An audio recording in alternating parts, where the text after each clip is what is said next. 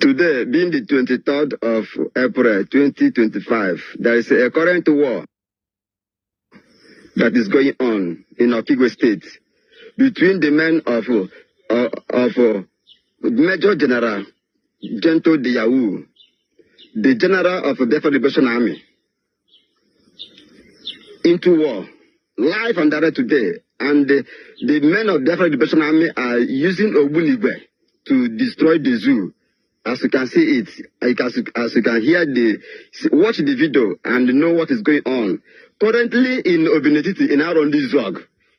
Currently, because they have come to kill Biafrans in Arondi Zog. And the men of Gento have opposed them, destroyed many of them, uncountable men of them with Ogbunigwe. Ogbunigwe will go. Kudos to Biafrans. Life and direct, happening live and direct. Watch and share. Mosa. Ndokita. Kodi motonga. Haba loso. Haba loso. So igwe ko ejo kuna get the motor kunga. Ere merema.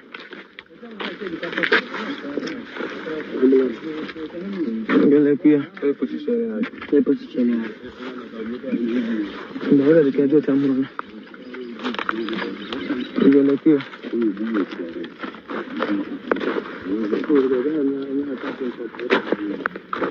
Ole me kula mfite tuno, amangu ni mego.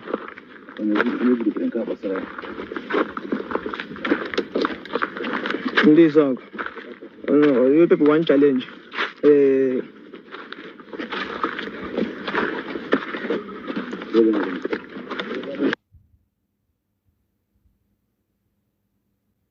Oyisi TV la ma. Obiletisi mokisa la bosa. Okisa la bosa oyisi. Okisa la bosa. TV la ma oyisi. TV la ma okisa la bosa. Okisa la bosa TV la ma. Yala mo di ya. Yala mo di ya. Lele okisa. Akisero kuma.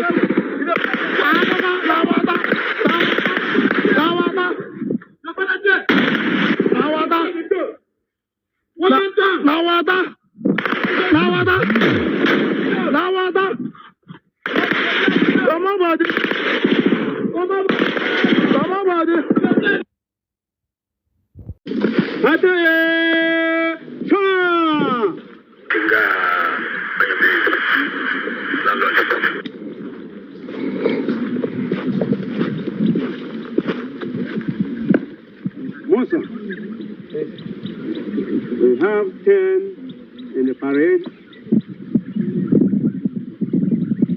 Permission to carry on the parade, sir.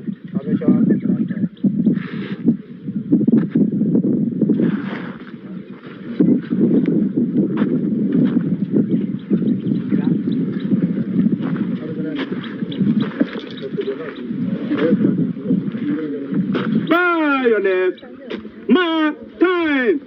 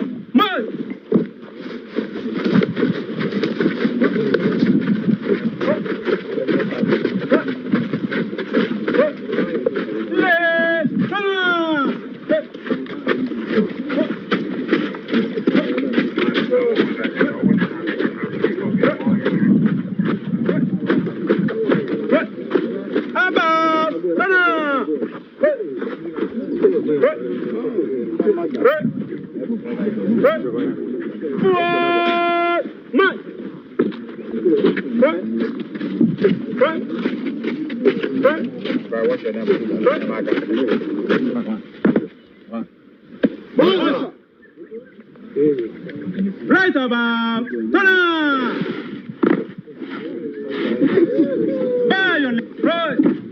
Who named the Biafra? Who named the Biafra? Ole boli la nyunude, ole benzapu zonude, ole la yese la waya o, usaputa yese la waya o.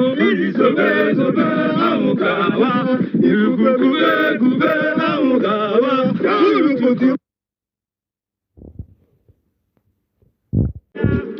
people,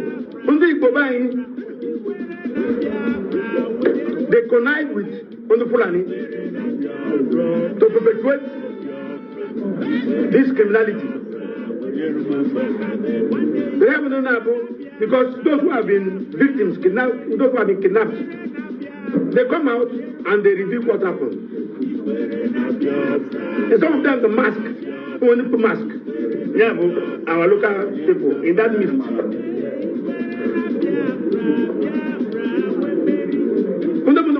They don't mask. They speak their language and you hear it. So my brothers, or do you know that? Go and tell your village.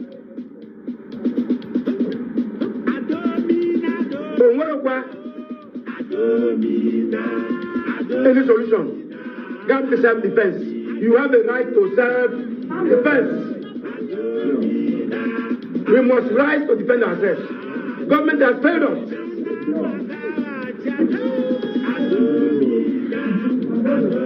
Government has failed us. I've moved, several motions, I've moved a motion on insecurity in Uchiwan. The last time people were killed in Nimbo, I came there physically. I came to commiserate with the families. I got to the Senate, I moved the motion. It was approved. The Senate Committee on Legislative Compliance followed it up. The IG of Police has that resolution.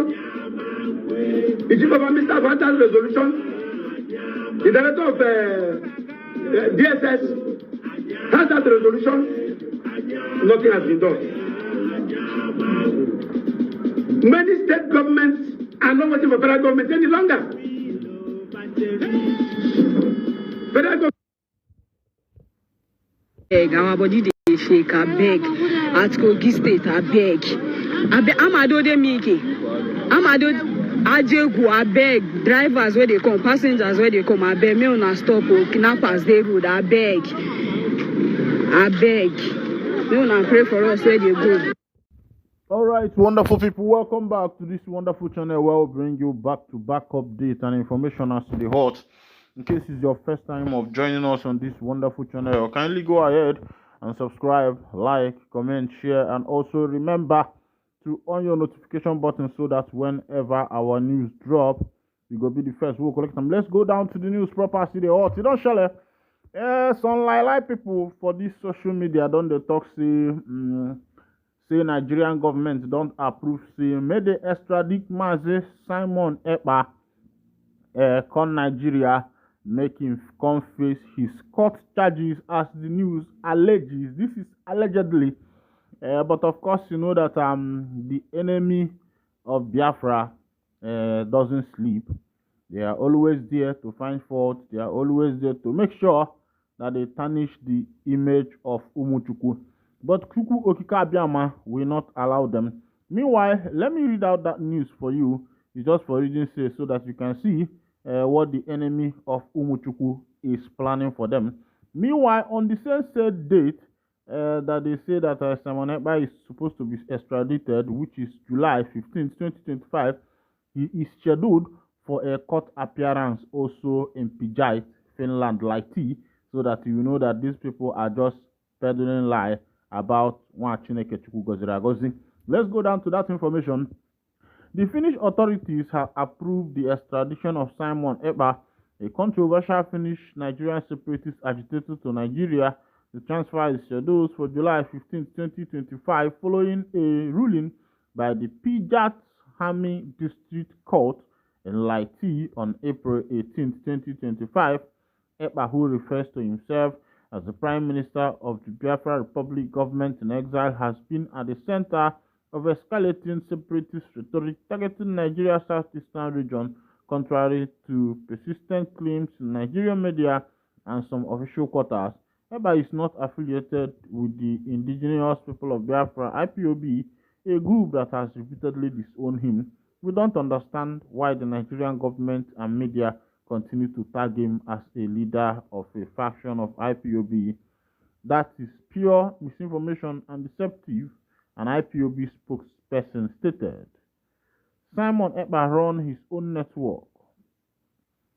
Even in this news, they accuse Simon of being a kidnapper. They also accuse him of being criminal. All right. Now that Simon is no more in the picture, that he has been arrested by the Finnish government for some interrogation and questioning. The question is, what is now happening in the southeastern part of Nigeria? Who is involved? Who is the one carrying out the act? What happened in also the other time? Who is involved? Who is the one carrying it out? And also, what also is happening in Plateau State today? Who is involved? Who is the one carrying it out? And is this still this same Simon Ekpa that is this still this same Simon Ekpa that is in detention, that is still carrying out the act that is currently going on? One thing is that the evil people in this country does not like good things. The reason why they don't like good things is that they want the citizens to still remain in their bondage of corruption, in their bondage of poverty, in their bondage of destruction, in their bondage of keeping the poor masses to make them suffer. So they don't like people like Ekpa, who wants to liberate their people, who wants to bring light to shine, who wants to cause light to shine among the people. So when they see people like this, they tend to quench their light by all means. All right, there is this information, this troll going on social media, that as Pope Francis has passed away, that is supposed to be Cardinal Arinze, a Nigerian, an Iwot son that is supposed to become the next Pope because he is the next in line. But the question is, people who are peddling this information, can an African man become a Pope in Rome? Of course, you know that most of the popes that we have had so far, they are all Roman citizens. The question is, can an African man become a pope in Rome? And also, why should people be dabbling in what matters that concerns religion? The Catholic people have set their church the way they want it to be running, and they know what they are doing. They know how they want their popery stuff to be. So whether it is Cardinal Arinze or the new pope, the new man they are bringing on the picture that is supposed to succeed the late Pope Francis, they are the one who knows. I believe that the Catholic Church is a well-organized church. Let's go down to that information.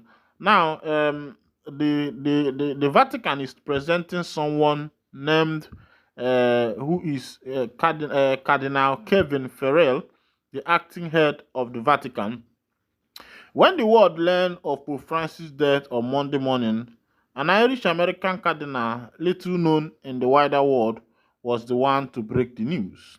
After announcing that the Pope had returned to the home of the father, Irish-American Cardinal Kevin Farrell took on one of his biggest roles yet, the Camerlengo, or the person who runs the Vatican after the death of a resignation of a pope.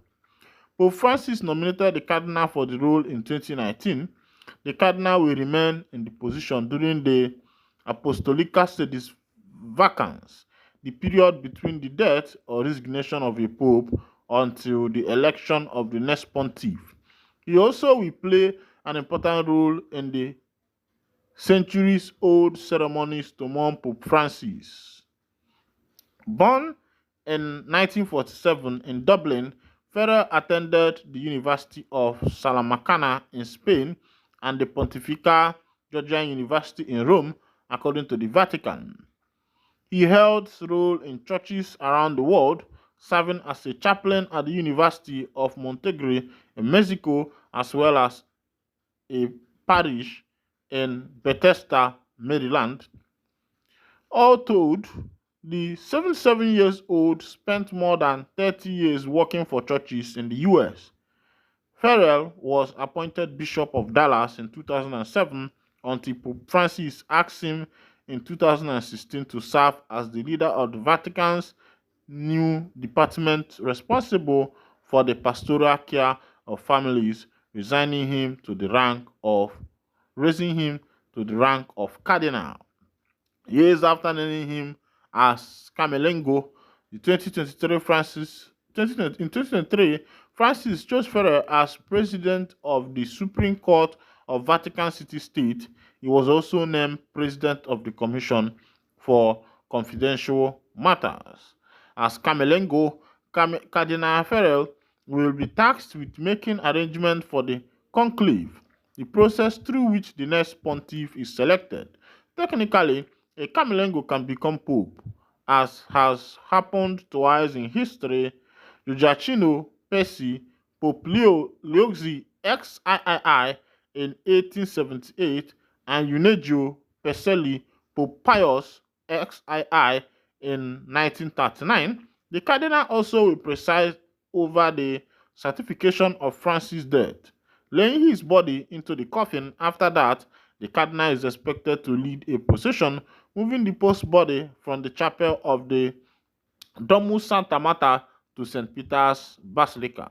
The ceremony will take place as soon as Wednesday morning, according to the Vatican. All right, but there's a speculation also going on that Cardinal Arinze of Igbo descent is supposed to be the one to succeed the Pope because he's one of the high-ranking cardinal. All right, let's see as it goes. Of course, you know what is going to happen. Meanwhile, this is where I'll be winding down the curtain. You and I know that I don't usually dangle into church matters, but as it may, let me wind down the curtain here. And if this is your first time of joining us, kindly go ahead and subscribe, like, and comment. Thank you for listening. God bless you.